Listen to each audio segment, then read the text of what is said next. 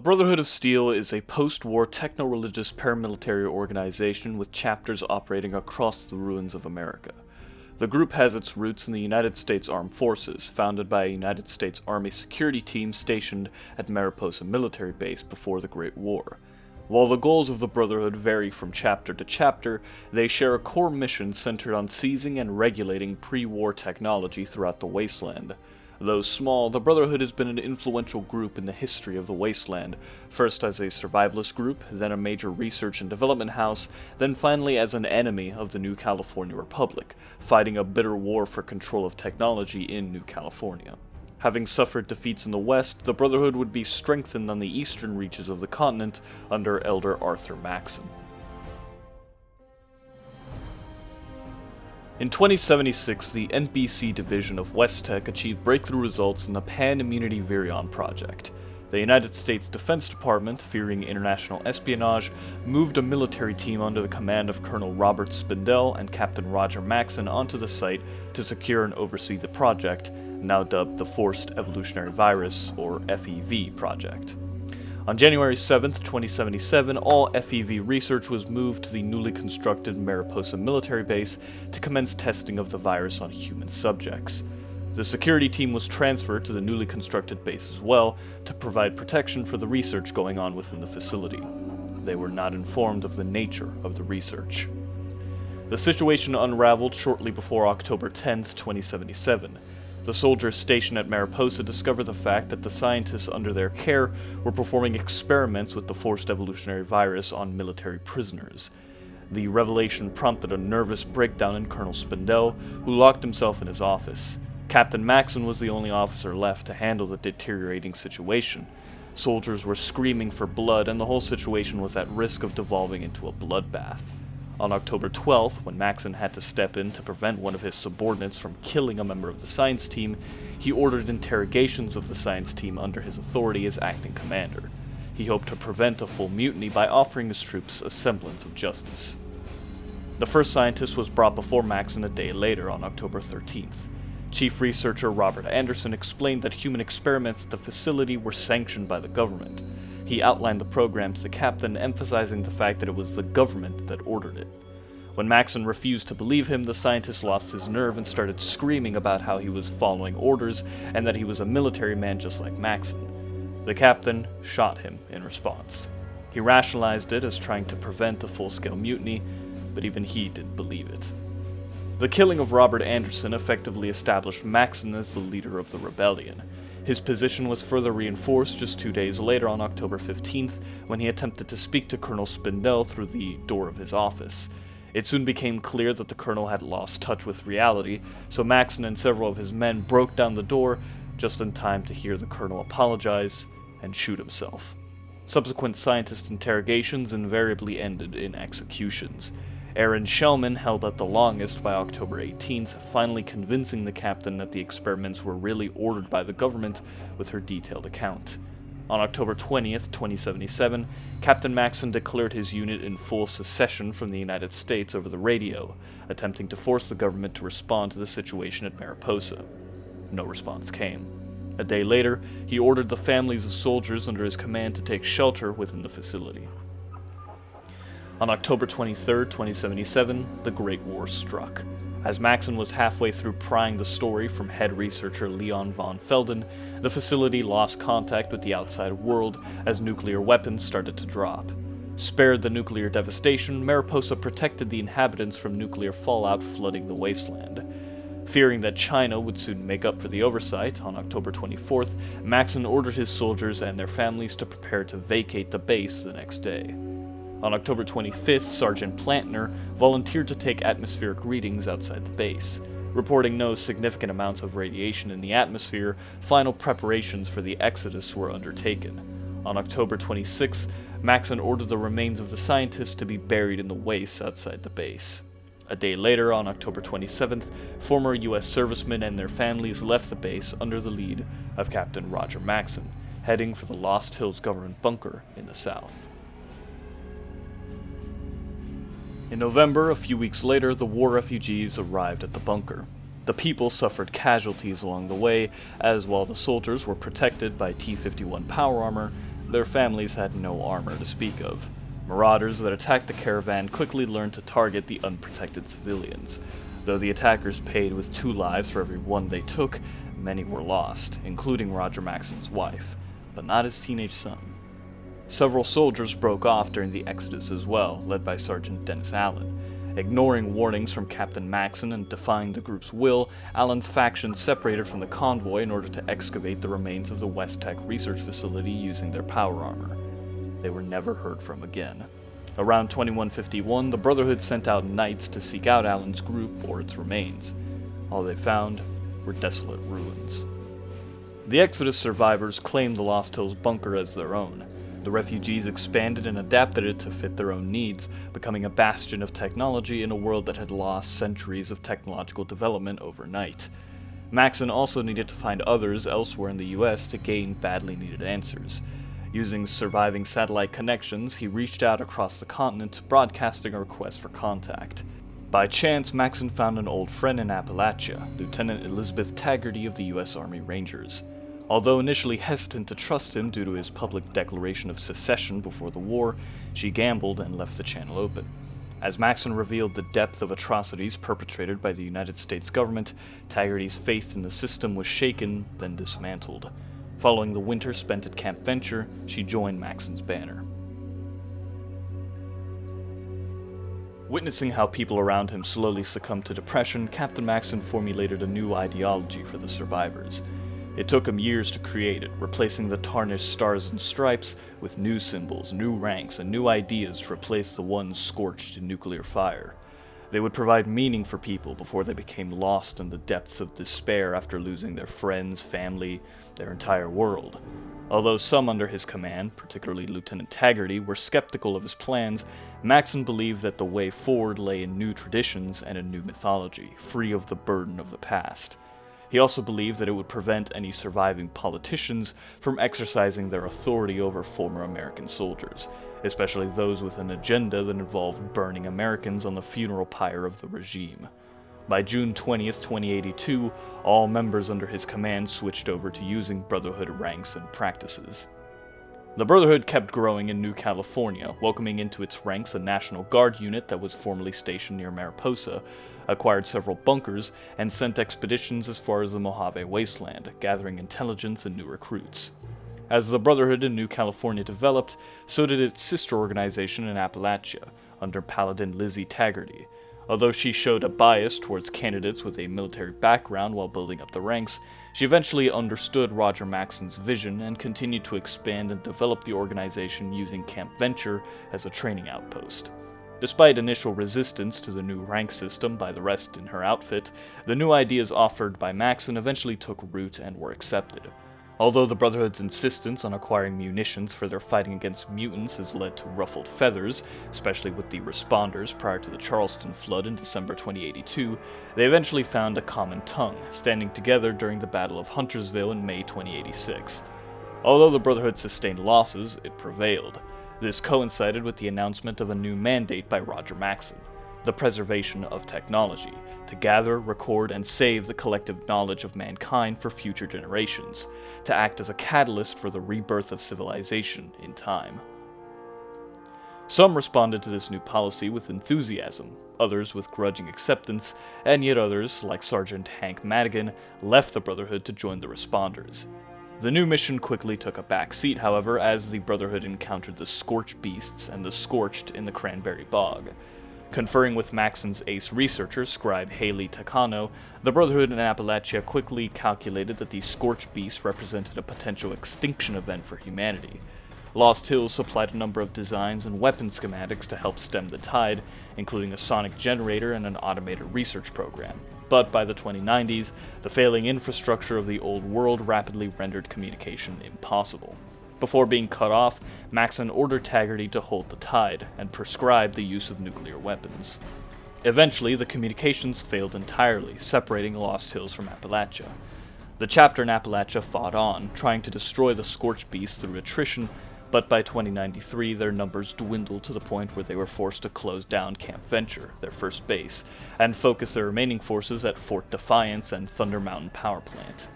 Declining support from the responders and the constant fighting just to stem the tide of the Scorched and their masters took their toll, preventing the Brotherhood from completing the automated research program at Vault-Tec University, supplied to them by Takano. Eventually, the Brotherhood launched Operation Touchdown. This last-ditch effort was launched in January 2095 and briefly stemmed the tide at the cost of the entire strike force, which included Knight Moreno and Paladin Taggarty. Ultimately, the Brotherhood in Appalachia was wiped out in their last stand at Fort Defiance and Thunder Mountain on August 18th to 19th, 2095, marking the end of the Brotherhood in Appalachia. In 2135, Roger Maxson died of cancer. Already a legendary figure to the Brotherhood, he was essentially deified as the founder and deliverer. His son, Maxson II, replaced him as the High Elder, while his grandson, John Maxson, joined the Paladin caste, showing great promise. Around 2141, the Brotherhood ceased admitting new members from the outside, relying solely on their natural growth for increasing their numbers. The Brotherhood was a major power in the region at this point, firmly exercising their control on the land surrounding their bunker and forming trade relations with the neighboring towns, especially the hub. However, the focus on hard sciences gave in to the detriment of humanities, history in particular. This decline in soft sciences eventually led to some initiates of the youngest generation having no idea who Roger Maxson was. In 2150, they clashed with the newly reformed Vipers. The battles intensified in subsequent years, culminating in the death of High Elder Maxson II in 2155. John Maxson's father expected the raiders to break formation and flee when faced with Brotherhood warriors clad in powered armor, but did not account for their religious ferocity. A poisoned arrow nicked him when his helmet was off, and he died within hours. John Maxson was promoted to the Elder Council, while Rhombus was tasked with conducting a campaign of extermination against the Vipers. The Paladins tracked down and wiped out almost all of their members within the span of a month. A handful of Vipers were able to flee north and east into the mountain range. While small groups continued to exist and raid in New California, they never regained their full power. Both Rhombus and John Maxson would eventually ascend to leadership roles, with John Maxson becoming the High Elder in 2159 and promoting Rhombus to the role of Head Paladin. During the campaign, the Brotherhood sent a few scouts and emissaries to the hub to track down Viper members, and from these beginnings, the hub and the Brotherhood began full trade relations. Caravans had delivered to the Brotherhood before, but not long after the destruction of the Vipers, caravan trains ran directly from the hub to the Brotherhood on a regular basis. While the situation remained peaceful and prosperous, issues would develop between the hub and the Brotherhood from time to time. In the late 2150s, the water merchants of the hub attempted to barter a large quantity of water for a weapons stockpile. Although the Brotherhood turned down the offer, the merchants attempted to take the weapons regardless. The thieves were caught, but the Brotherhood elders voted down a retaliatory expedition. In 2161, the Brotherhood discovered the presence of a new enemy. In October, a group of knights on a patrol in the Badlands discovered a dead supermutant. After examining the creature, Master Scribe Vree determined that it was sterile, but also noted that there must have been a central location that created these mutants. The Elder Council, fearing a potential invasion, enacted several security decrees, including a moratorium on training new recruits until the threat passed. The Elders also sent out several scouts north and east into the Badlands. Only one returned from the east, reporting an encounter with 20 supermutants, and none at all returned from the north. The Council could not reach an agreement on how to act. Even as hub merchant caravans started disappearing in the northern wastes, the Elders refused to act until they were fully certain that there was an army massing in the northern mountains. The impasse was broken by the arrival of the Vault Dweller.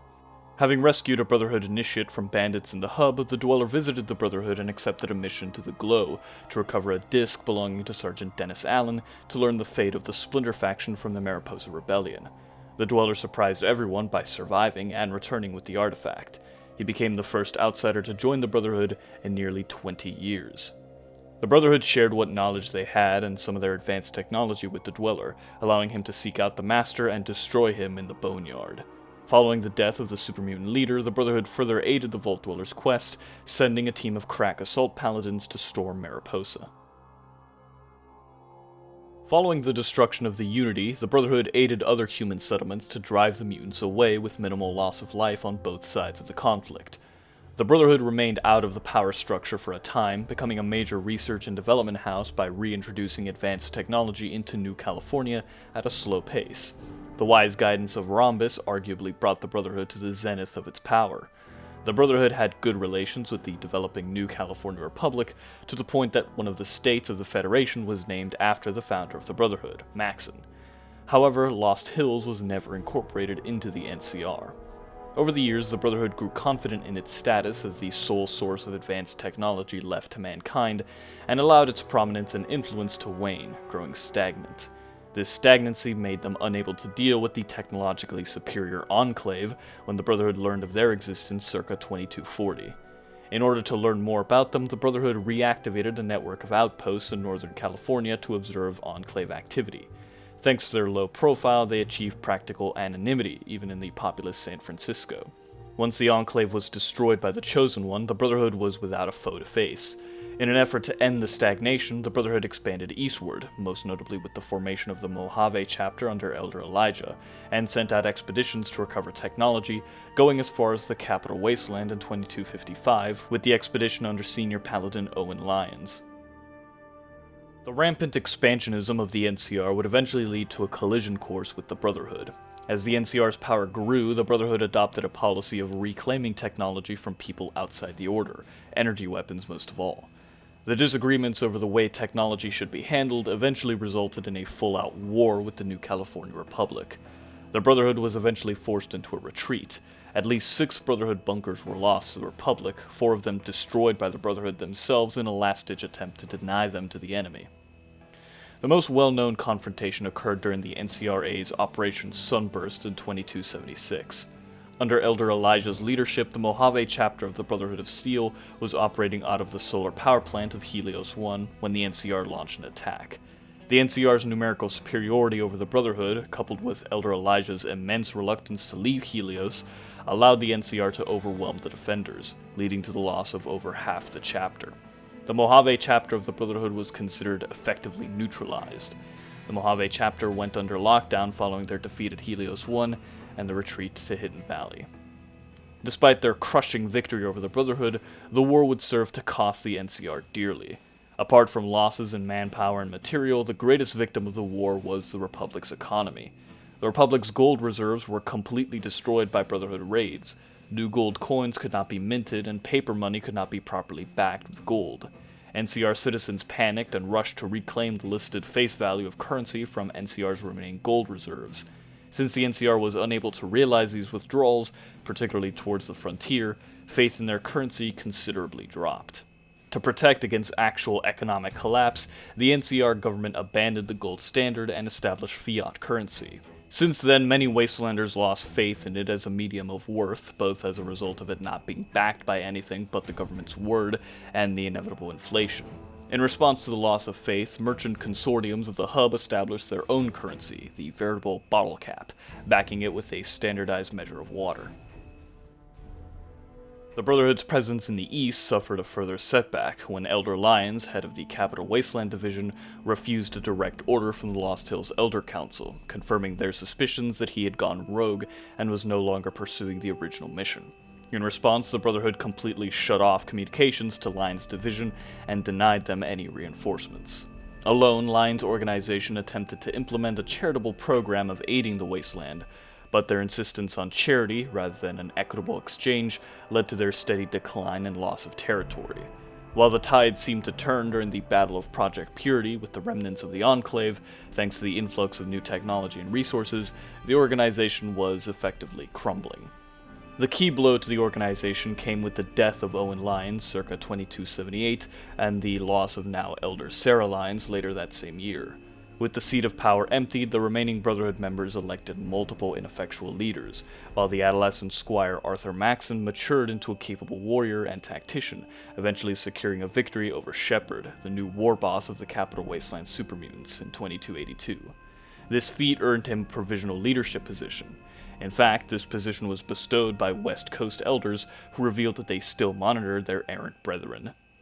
Maxon's position solidified in 2283 when he negotiated a treaty with the Brotherhood outcasts, bringing them back into the fold and reforming the entire organization, abandoning Lyons' doctrine. Lyons' Brotherhood became a distant memory as Maxon restored the original mission of the Brotherhood of Steel. While some members found this distasteful and left, the overwhelming majority remained, proud to serve a refocused Brotherhood. Maxon became leader of the Brotherhood's eastern branch, effectively leading to its rebirth.